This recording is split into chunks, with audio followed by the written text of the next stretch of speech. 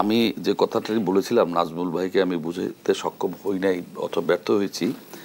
জাসদ তৈরি হয়েছিল বৈজ্ঞানিক সমাজতন্ত্র, তখন এদেশের ছাত্র সমাজ সেই তত্ত্বকে লোভে দিয়েছিল।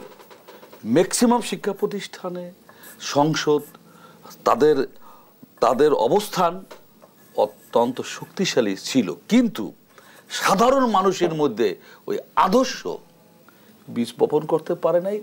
জাসদ একটা পর্যায়ে সেখানে আজকে এখানে এসেছে। ঠিক বাক্সল ওই একটা থিমের উপরে ছিল। আমি বলি এরা দল করেছে, এইখানে এদের ভাবতে হবে কিছু লোক যোগদান করবে। কি কারণে যোগদান করলো, তাদের কি আদর্শের উপরে? এই 5 বিপ্লব সংগঠিত হয়েছে, বৈষম্য বিরোধী আন্দোলন, পরে ফ্যাসিস্টের পতন, হারিয়ে না যায়। বিএনপির ভাইস চেয়ারম্যান শামসুজ্জামান দুদু যেমনটি বলেছেন, বিশেষ কোনো সুবিধার জন্য, বিশেষ কোনো স্বার্থে, বিশেষ কোনো গোষ্ঠীর জন্য যদি স্থানীয় নির্বাচনের সিদ্ধান্ত নেওয়া হয়, তাহলে দেশের পরিণতি ও পরিস্থিতি খারাপ হতে পারে। বিশেষ গোষ্ঠী কারা? আর আপনি আবারও আমন্ত্রণ দেখছেন দেশ সাম্প্রতিক। আমরা আবারও ফিরছি আলোচনায়। খন্দকার মাসুদ, খারাপ হবে বিশেষ গোষ্ঠী কারা, আর সামনের দিনে আসলে আপনারা কি পরিকল্পনা করছেন? আচ্ছা, আমি বলি, আমি অন্তর্বর্তী সরকারের প্রধান ডক্টর ইউনূস সাহেব মহোদয়, তার প্রতি আমার শ্রদ্ধা, বিশ্বনন্দিত নেতা।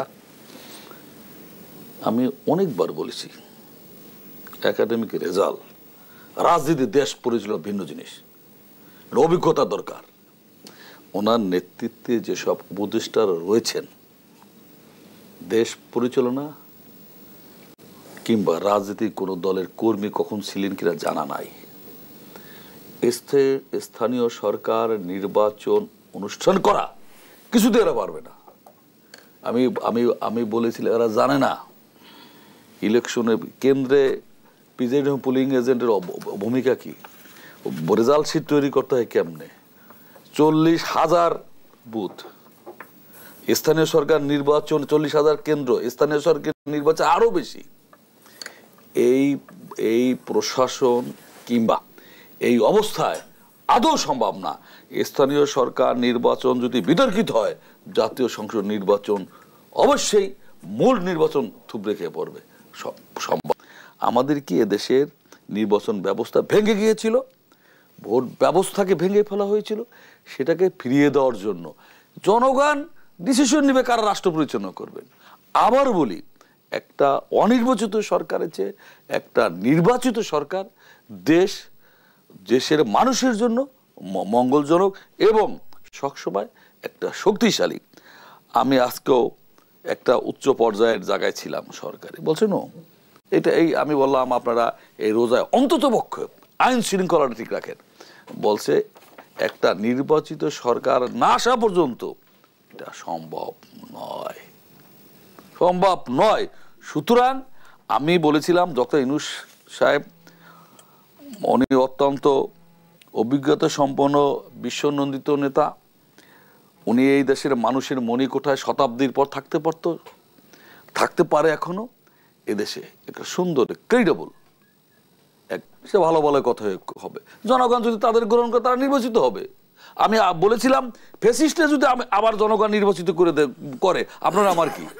আওয়ামী লীগকে যদি নির্বাচিত এদেশে জনগণ করে, আপনার সমস্যা কোথায়? হ্যাঁ, যদি আওয়ামী লীগ ব্যান করেন, নির্বাচন করতে পারবে না, সেটা ভিন্ন জিনিস।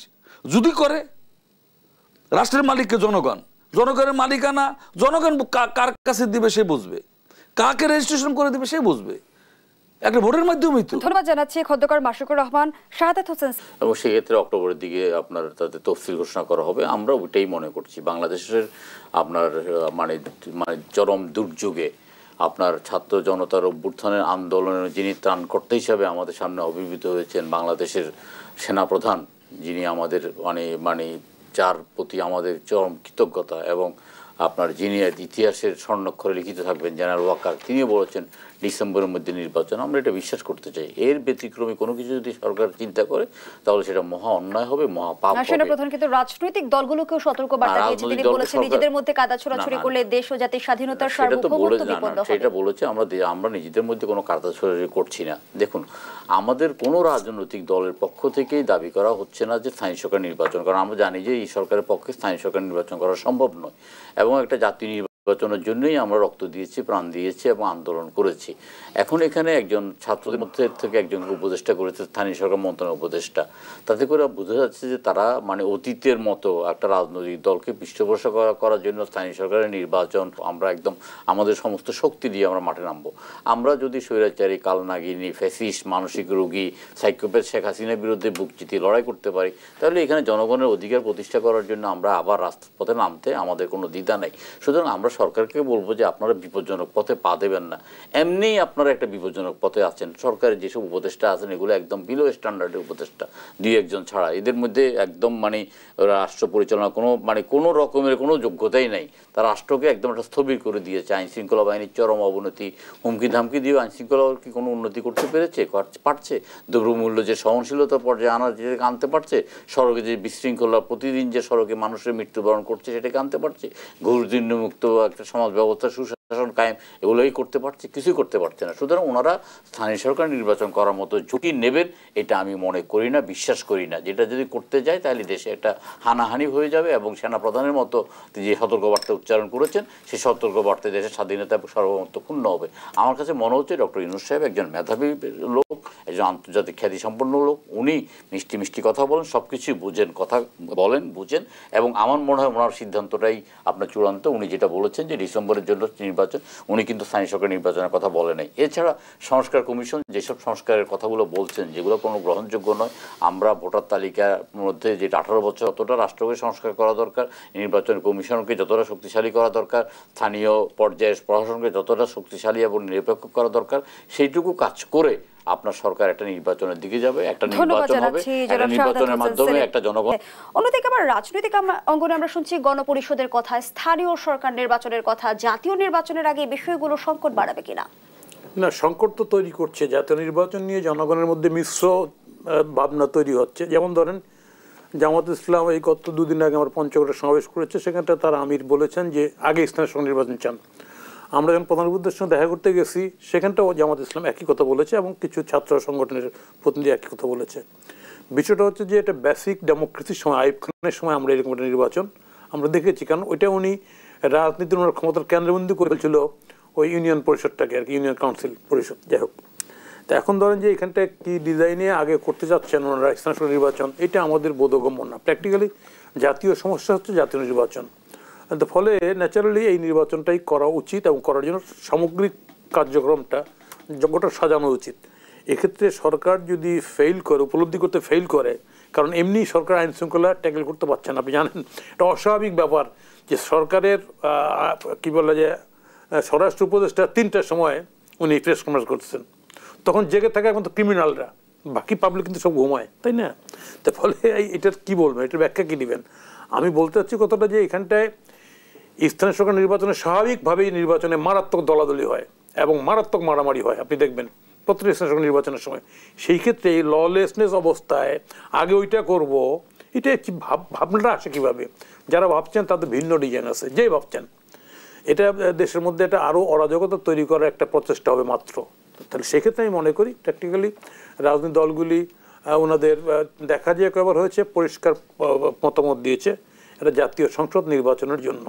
এবং হ্যাঁ, সংস্কার প্রয়োজন, সংস্কারের প্রস্তাবনা অলরেডি সরকারের অন্তর্বর্তী সরকারের পক্ষ থেকে আলোচনা চলছে, আমরাও আমাদের মতামত দিয়েছি, বিভিন্ন জন দিয়েছে, তাই না? তো সেটা করার জন্য ডেফিনেটলি একটা পার্লামেন্ট লাগবে। এখানটায় যে কথাগুলি আসতেছে এখানটায় এটা হচ্ছে এটা বিপ্লবী সরকার না, বিপ্লবী সরকার না, বুঝতে হবে। বিপ্লব যেমন একটা রুশ বিপ্লব, এটা বিপ্লব শুরু হয়েছিল উইথ ফিলোসফি, আদর্শ ছিল সমাজতন্ত্রের। আপনি খমেনি বিপ্লব, যেটাকে শিয়া বিপ্লব বলে, সেখানটা একটা আদর্শিক একটা বিপ্লব, খমেনি বিপ্লব। আর ফরাসি রেভলিউশন, বাকিগুলি গণ অভ্যুত্থান। সেটা আপনি 69 গণ অভ্যুত্থান বলেন, 90 গণ অভ্যুত্থান বলেন, এটাও গণ অভ্যুত্থান।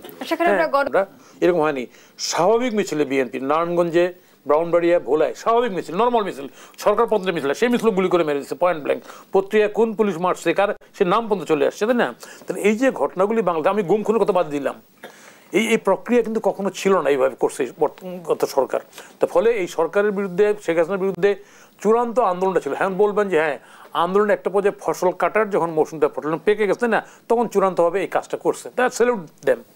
ছাত্ররা যে করছে, যুগে যুগে ছাত্ররা এই কাজটা এখানটা করছে, তাদেরকে স্যালুট করি আমরা, এতে কোনো অসুবিধা নেই, গর্বের কাজটাই করেছেন। কিন্তু এই গর্বের কাজটাকে যাতে কালিমালিপ্ত না করে কিছু এর পরের কিছু ঘটনা যেগুলি ক্ষতিগ্রস্ত হয়েছে, যেমন ধরেন আমি যদি বলি, আমি একটা পরিষ্কার করে বলতে চাই, 6 মাস পরে 32 ভাঙ্গা সব কিছু বাড়ি ঘরে রাত্রিগুলো অ্যাটাক্ট, এটা তো স্বাভাবিক সুস্থ লক্ষণ না। তো পরের দিন ইউনূস সাহেব বলতেছেন, উনি প্রধান উপদেষ্টা বলতেছেন যে এরকম আর সহ্য করা হবে না।